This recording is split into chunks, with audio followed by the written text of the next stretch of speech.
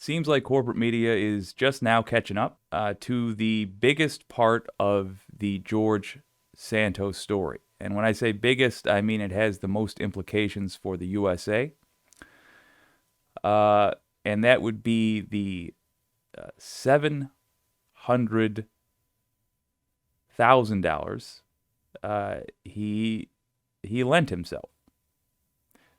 Uh, let's have a gander at a fella named Lawrence O'Donnell.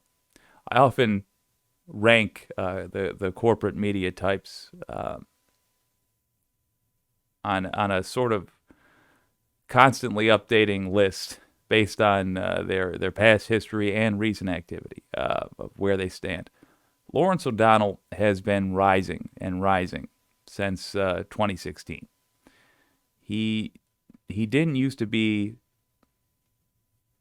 a talking head, I suppose, a talking head that looked very closely at the systematic problems in the USA, and he has become one. He has become somebody who is critical in a fair way of the way the United States operates. He started asking questions that I love to hear asked on a major platform like that. So let's listen to him now talking about the most important part of the George Santos story.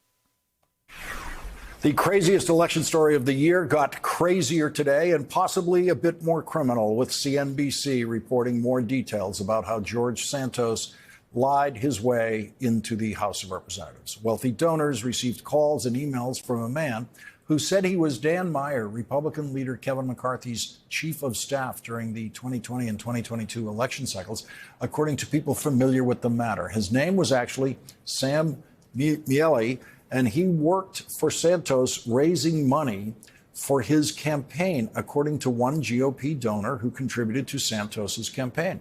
The financier and some others in this story declined to be named in order to speak freely about private discussions. Let's go back just a little bit. So this is, in my opinion, not the most important part of the Santos story. He will get to that. But it is interesting. So if you're looking for signs that a politician or a rich person, often they're the same person, will actually receive consequences for their actions, the number one sign would be, did they do a crime against another rich person or another powerful person? Case in point, Wells Fargo stole billions from its customers over a period of years and suffered very little consequences for it. Sam Bankman-Fried stole billions from wealthy people and is suffering immediate consequences. So this is good news for us that are interested in justice in the USA.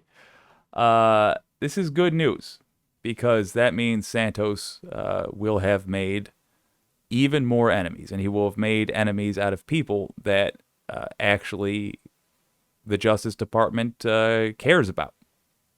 Speak freely about private discussions. That report goes on to detail how George Santos's lies about being Jewish earned him at least one major donation from a member of the Republican Jewish Coalition, a group that has since banned him from future events. Today, the Campaign Legal Center filed a formal complaint with the Federal Elections Commission accusing George Santos of knowingly and willfully concealing the true sources of his.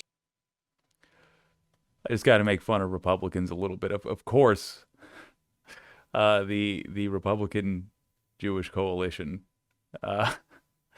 will take offense when it's a lie about being Jewish. Although I'm heckling the Republicans for only caring when something affects them. Truth be told, they're called the Republican Jewish Coalition. Fairness where it's due, they're supposed to be looking out in matters relating to this. So, I'm just being mean unnecessarily there. campaign's funding, misrepresenting how his campaign spent its money, and illegally paying for personal expenses with campaign funds. Federal prosecutors in New York are currently investigating George Santos and his financial dealings. A separate inquiry by a New York district attorney and in Brooklyn is scrutinizing all of the lies he told to get elected to see if any of them crossed the threshold from unethical to illegal. George Santos refused to answer any questions about any of this today. Why won't you answer our questions? Please clear the way to be addressing the media soon. When is soon? On my time. Your time. You're representing the people of New York. Joining us now is David Kelly, Wow. former U.S. Attorney for the Southern District of New York. Thank you very much for joining us tonight. For me, the mystery of the $700,000. Suddenly, George Santos lends his campaign $700,000 because the only person who has no campaign contribution limits is the candidate himself. If someone gave him $700,000, that person wouldn't be able to put it directly into the campaign. Boom. Get him, Lawrence. Isn't the $700,000 where all the investigative focus should be? You know, I got to tell you, Lawrence, as a prosecutor looking at this case is kind of looking at your plate at a Thanksgiving feast and thinking to yourself, where do I begin? But yeah, I think there's a lot of low-hanging fruit here. You know, the 199.99 disbursements and the FEC and so forth. But obviously, you're going to turn, I think, your attention most to the $750,000 campaign contribution that he made, and question, you know, where did he get Good this? Lord. And if he got it, it's income. Did he file his taxes? Is he concealing the money from somebody else? Is he possibly engaging in money laundering by having done so? So there's a whole host of avenues that you're going to pursue here. So how does it get from a Federal Elections Commission violation, which is essentially mean? Pausing it there because they're moving on. That is a great point that his guest has just made here. Yeah, if the man had that much money, if he genuinely got it somehow, did he file the taxes for it? Because right now, we're not really sure where it came from. It means the public does not have a record of it. And if it wasn't his money, if it was essentially in his bank account for 2 days or whatever, then the question is, who's he laundering it for? Is that laundering? It seems like it would be, but that is a fantastic question to have answered. And hopefully it does get answered. Meaningless. People violate FEC rules all the time and they don't get penalized for it. How does it go from that to what happened to Michael Cohen, where he ended up doing 3 years, getting sentenced to 3 years in federal prison for a campaign finance violation? Jesus, we just kind of skirted over such a major thing. People violate FEC rules all the time, and they don't get fined for it. They should, for the record. They should. Violation, the $130,000 spent to silence Stormy Daniels was considered to be, in effect, an illegal contribution to the campaign. How do you get this kind of campaign contribution into investigation into the criminal territory? Well, in Cohen's case, he also had some personal tax issues unrelated to the Stormy Daniels. But that having been said, the FEC has a lot of technical violations that are treated civilly. Oftentimes, you give an opportunity to correct it. But when you have a whole pattern of what appear to be intentionally concealing or intentionally misleading, that will turn it into a criminal violation. And not only from FEC standpoint, but you also get into fraud issues. I mean, you talked about at the outset here, concealing from where he got the money and maybe misleading people about his background. You know, there could be some fraud charges there as well. So taking it from the civil context to the criminal really looks at kind of the pattern, the intent, and what you're trying to achieve here, which is an intentionally misleading the FEC as to where your money has come from and how you use that, as opposed to a technical violation and oversight or just kind of sloppy bookkeeping. The takeaway there is that there is a large amount of money to be tracked. $750,000 is hard to hide. If it were $2,000, you might be able to say, "Oh, my parents gave it to me. They believed in my campaign. They believed in their son, and they gave me $2,000." If it were $10,000, you might be able to say, "You know what? That a business gave that to me. I apologize. I didn't file it, and I should have, and I'll take my slap on the wrist or whatever fine, and that'll get waived because yada yada, corrupt justice system." $750,000. Ooh boy, that ain't nothing. I also think, and I don't reckon this is going to be pursued very hard to my constant ire, but I do also think we ought to look very closely at the Russian connection here. Believe the link is in the description. Andrew and Trader. That was a name when we first talked about George Santos on this channel. We also mentioned Andrew and Trader. He's the money manager for a Russian oligarch called named Viktor Vekselberg. And he gave $29,000 and some change to the Santos campaign.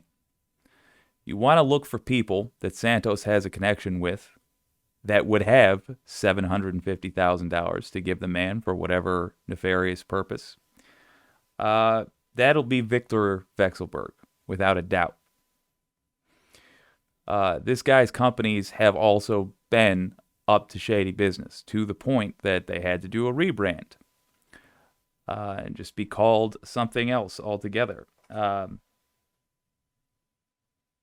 So Santos, unsurprisingly, had a lot of pro-Putin talking points and put in work to try to get America to stop helping Ukraine.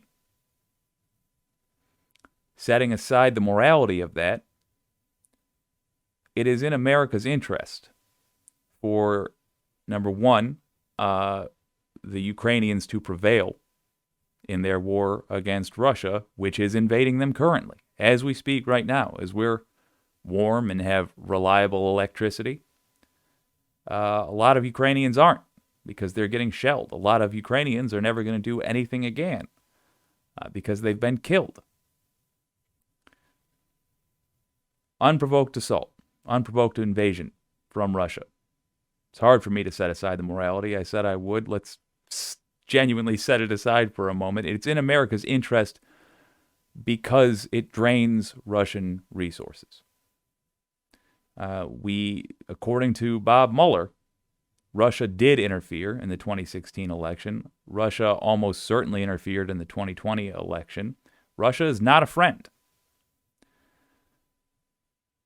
When we talk about our strategic petroleum reserves, why do we have those?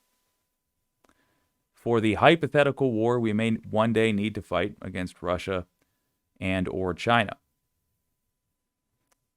If it ever came to that, obviously, we're not going to get oil from these folks. So we have to have our own oil to fight with. Well, right now, Russia's burning through their oil. It's costing them, literally, gasoline to fight the war they're fighting. Also, they've shown that their military, maybe not a paper tiger, but certainly a cardboard one. It wasn't as bad as we thought it would be. They've lowered themselves significantly on the world stage. That is all to America's, if we're just talking purely greed, that is all to America's benefit. Then if you talk about the morality, there's no debate to be had. Ukraine is a country that got invaded on a weak pretext. If you were to ask a Putin supporter why Ukraine was invaded, you'll get the same kind of answers that you'll get from Trump supporters in America when you ask them why any policy exists that Trump put into place. They will be sporadic, they'll be different for each person you ask, and they'll be vague. Because they're lies. And they're not particularly advanced lies. They're pretty bald-faced, as a matter of fact.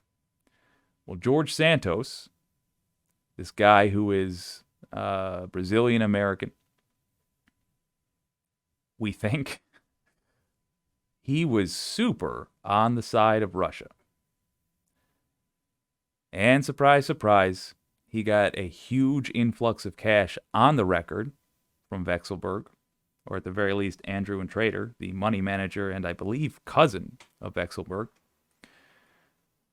Did he also get the $750,000 from the same guy? That is going to be the question to answer. And the great news, the fantastic news, is that if they get Santos, and if it was Vekselberg that gave him this money, that may lead to an investigation into Vekselberg. That's nothing but good news for people interested in justice.